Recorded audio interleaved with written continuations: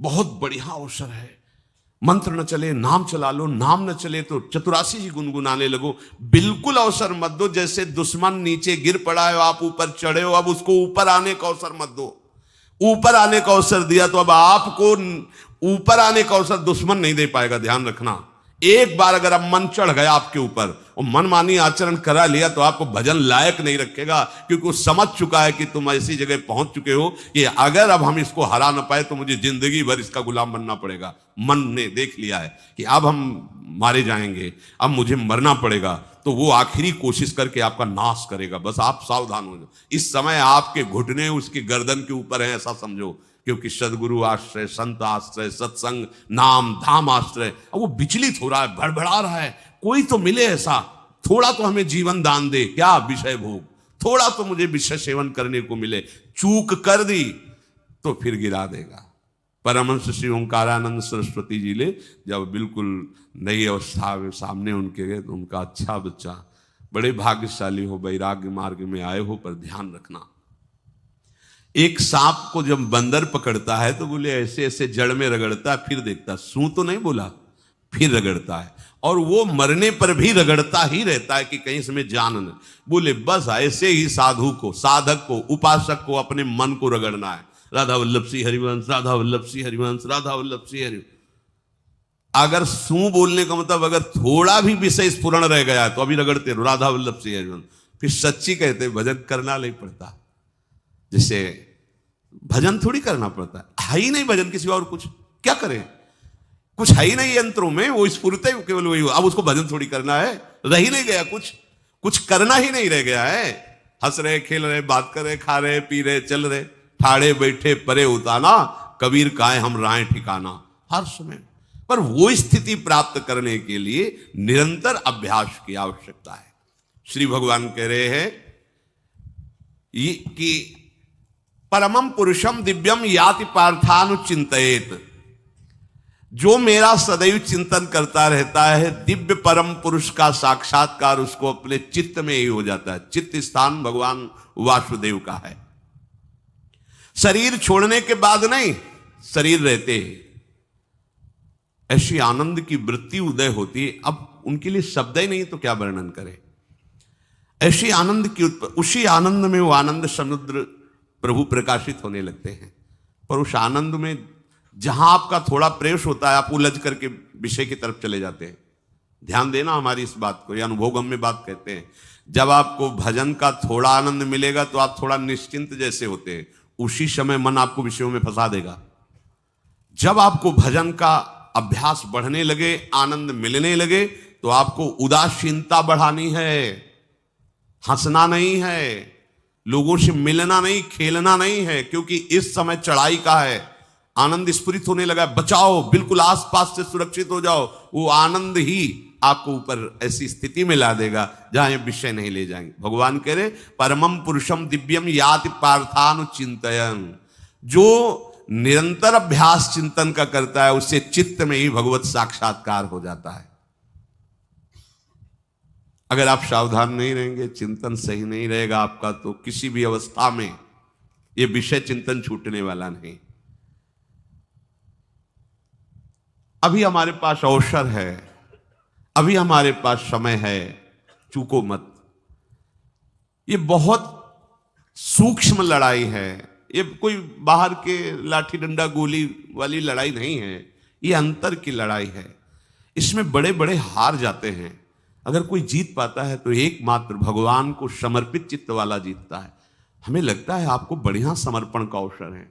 अब आप ये जो मना किया जाता है, उन विषयों का भोग करते हैं, विषयों का सेवन करते हैं, तो फिर ऐसा लगता है अब हम नहीं कर पाएंगे, हमारे पास कोई चांस नहीं रह गया कि अब आपको संभाल सके। इसलिए आप सहयोग कीजिए।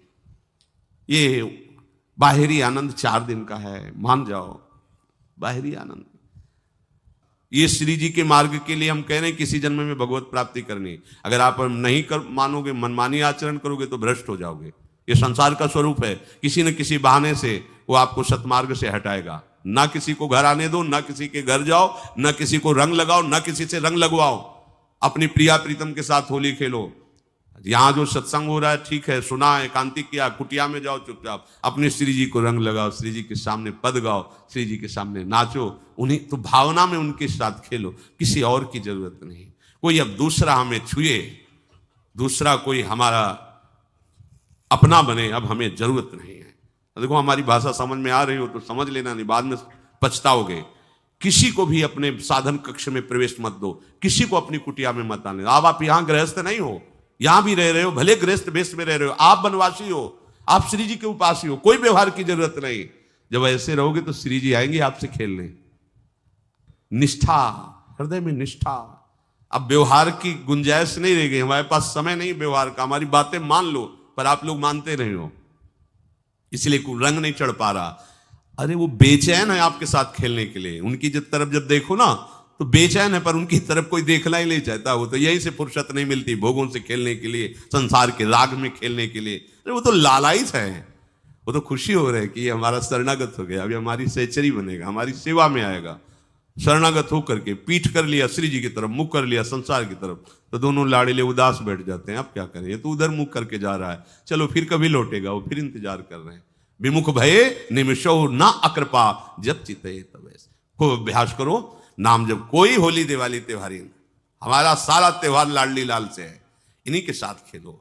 देखो तुम्हें बताएं, जो बच्चा बाहर खेलने नहीं जाता तो माता पिता उसके साथ खेलने लगते। कैसे? घुटने के बल चल रहा है तो वो पिता भी घुटने के बल चलेगा उसके साथ साथ। वो तोतली बोलेगा तो वो भी तोतली बोलेगा। देखा है कभी ऐसा? ऐसा कर। तो ये हमारे स्वामी भी जब देखेंगे कि अरे ये तो किसी से राजी नहीं है, केवल हमसे खेलना चाहता है, इनके लाने का एक ही उपाय है, ध्यान रखना, अनन्य व्रत नहीं चाहिए हमें। और जैसे कल आप सुन रहे थे, पपीहा बन के रहू रे, बस यही चातक व्रत नहीं, हमें नहीं चाहिए।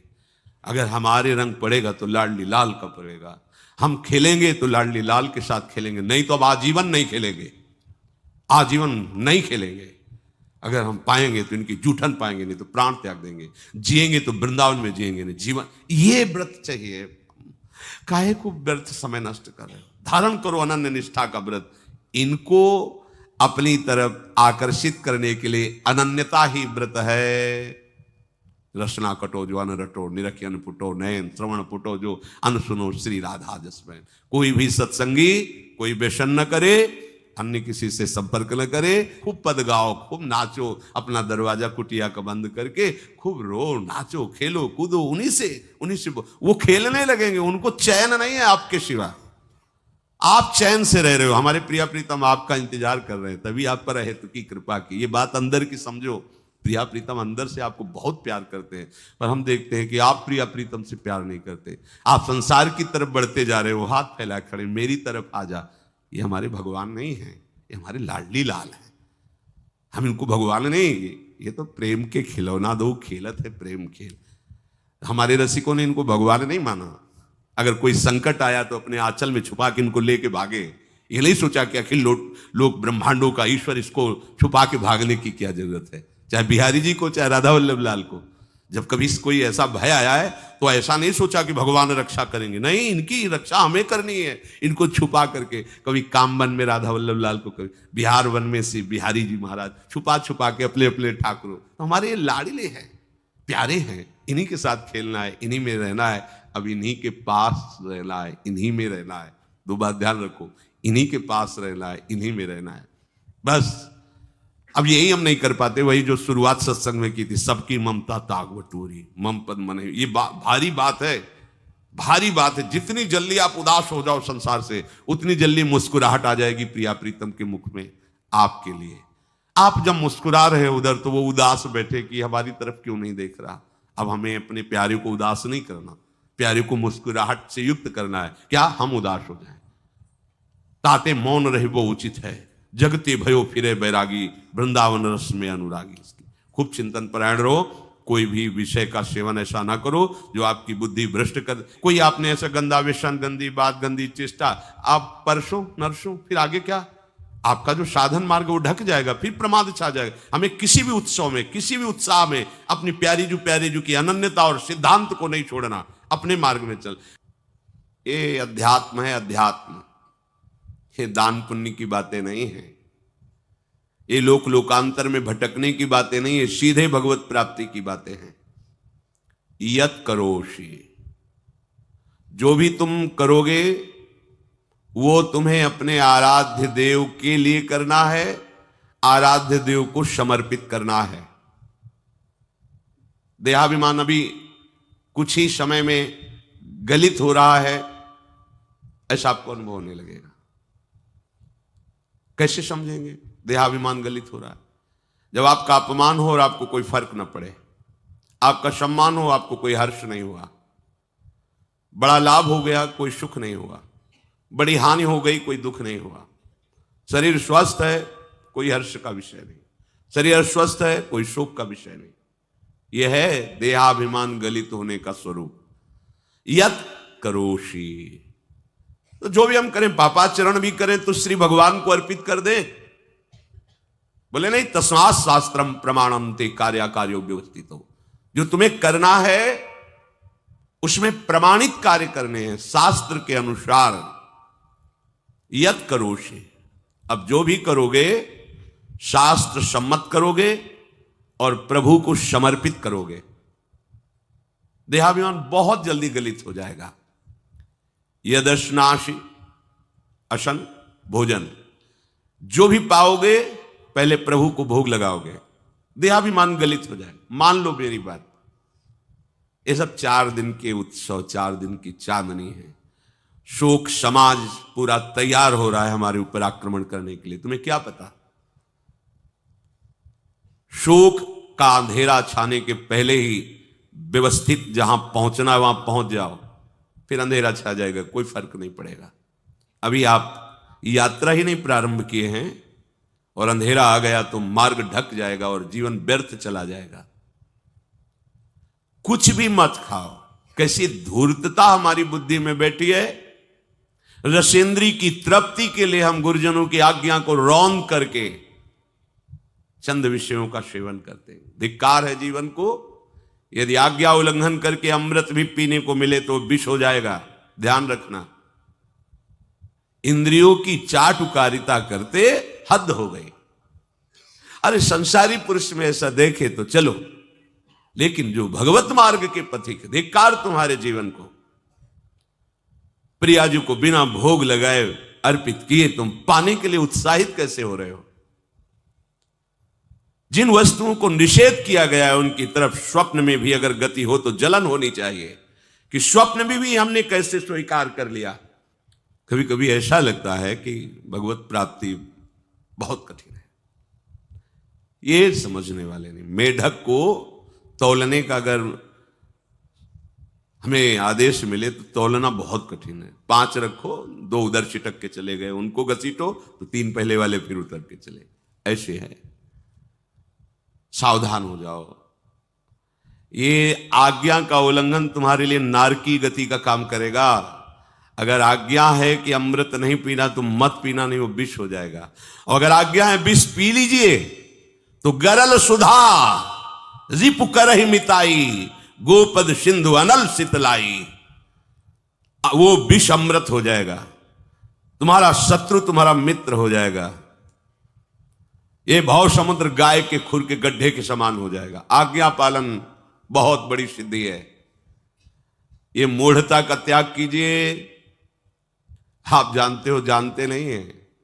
नहीं, तुम नहीं जानते हो, तुम्हें वो जान रहे हैं। अगर तुम अपना आनंद चाहते हो, सुख चाहते हो तो आज्ञा पालन करो। इसी से देहाभिमान गलित होगा। तुम्हारी एक एक वृत्ति उस सर्वात्मा प्रभु बैठे देख रहा है और उन्हीं के रिझाने के लिए तो तुम्हें मानव देह मिली, भगवत मार्ग मिला। ये ध्यान रखो, एक बार भी बिना भोग अर्पित किए हुए जो पाओगे वही तुम्हारी बुद्धि भ्रष्ट कर देगा। देख लो आंख खोल के कैसे बुद्धि भ्रष्ट होती है। वो अपने आराध्य देव इष्ट देव की ही निंदा करने लगता है, आराध्य देव इष्ट देव के विपरीत चलने लगता है। ये बुद्धि गिरी मतलब सर्वनाश। जो शास्त्र में कहा गया है, कामः संजायते क्रोधा क्रोधा स्मृति विभ्रमा स्मृति भ्रंशात् बुद्धिनाशो, बुद्धिनाश को ही कहा गया प्रणश्यति, नष्ट हो गया, वो किसी काम का नहीं।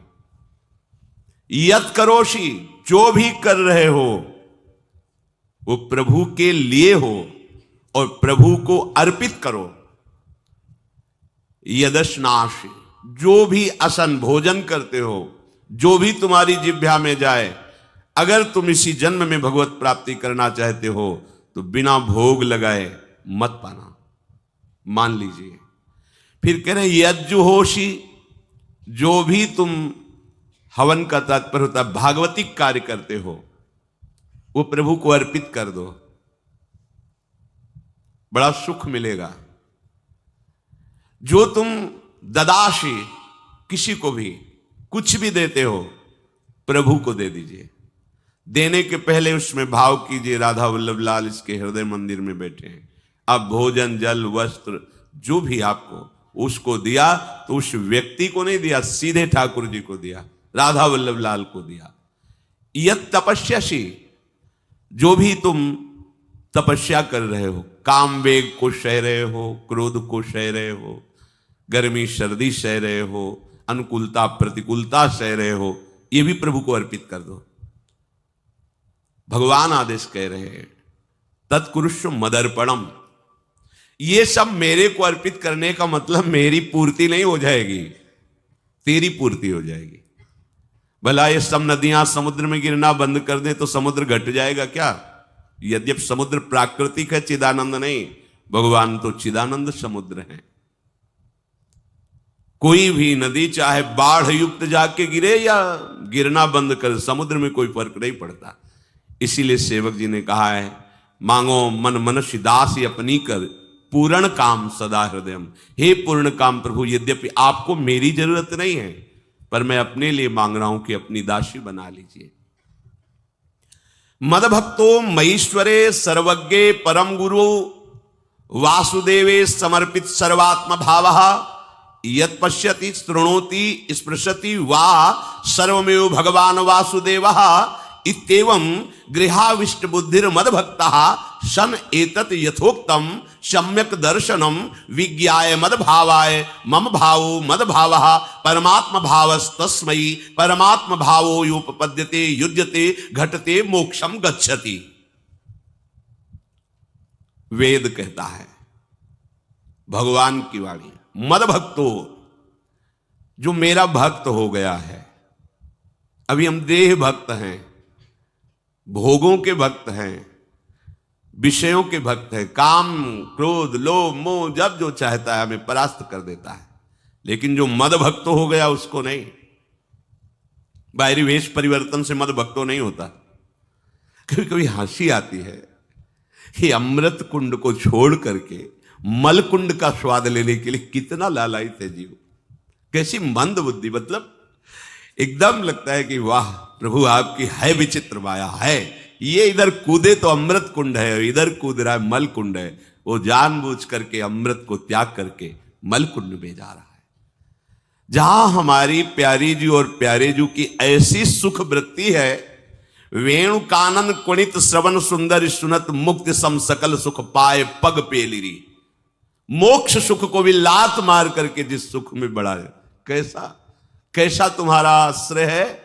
हमारे युगल सरकार का ऐसा सुख है कि मोक्ष सुख थूक देने योग्य हो जाता है, और आप युगल सरकार को एक तुच्छ विषय के लिए छोड़ देते हैं। कैसे भक्त हो तुम, कैसे हो तुम? खुद प्रश्न करके देखो। कभी तुम्हें अपने ऊपर धिक्कार नहीं आता? अपने को बहुत चतुर समझते हो, अपने को बहुत प्रवीण समझते हो कि कोई नहीं जानता हम क्या खाते हैं, कोई नहीं जानता हम कहां जाते हैं, कोई नहीं जानता हम कैसे खिलाड़ी हैं कि खेल रहे हैं। अरे पागल, तू कैसा खेल रहा है। ये जगन नाटक वैभवा, वो बैठे हुए डायरेक्टर सब कुछ देख रहा है और तुम्हारी कहानी लिख रहा है। बहुत होश में हो जाओ, हर समय तुम दृष्टि में हो, ऐसा मत समझो।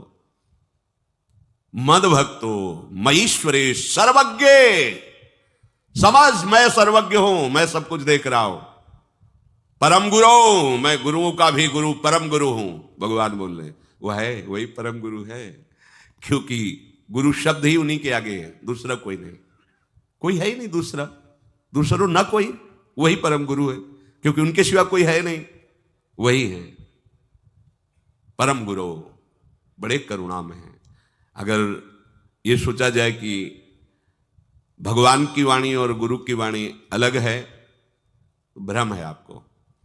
भगवान की वाणी गूंज रही है, पकड़ो, आपको लगेगा बातें कर रहे हो, कहाँ गूंज रही है। अभी ट्रांजिस्टर लाइए, लखनऊ लगाइए, अभी बोलने लगेगा। तो वाणी गूंज रही ना लखनऊ की। कानपुर लगाइए, कानपुर बोल लेगा, क्योंकि उसमें पावर है उस वाणी को घसीटने का। एक यंत्र जैसा तुम्हारे अंदर तो पावर नहीं है, तुम अपने को बहुत पावरफुल समझते हो। एक इतना बड़ा ट्रांजिस्टर लाइए, उसे आप अभी लगाइए बंबई, वो अगर स्टेशन आ रहा पकड़ में तो बोलने लगेगा कि बंबई की आकाशवाणी से बोल रहा हूं। आकाशवाणी पकड़ रहा है वो। तुम्हारे अंदर कितनी सामर्थ्य है। तुम गुरुवाणी सामने से नहीं पकड़ पा रहे हो, आकाशवाणी क्या पकड़ोगे। बहुत ज्ञानी, बहुत विज्ञानी। वो एक यंत्र पकड़ रहा है लोक के स्टेशनों को। अगर तुम मंत्र पकड़ लो तो तुम भगवान की वाणी ऐसे सुनोगे, ऐसे देखोगे। कहीं दूर थोड़ी है, सामने नृत्य करते रहते हैं।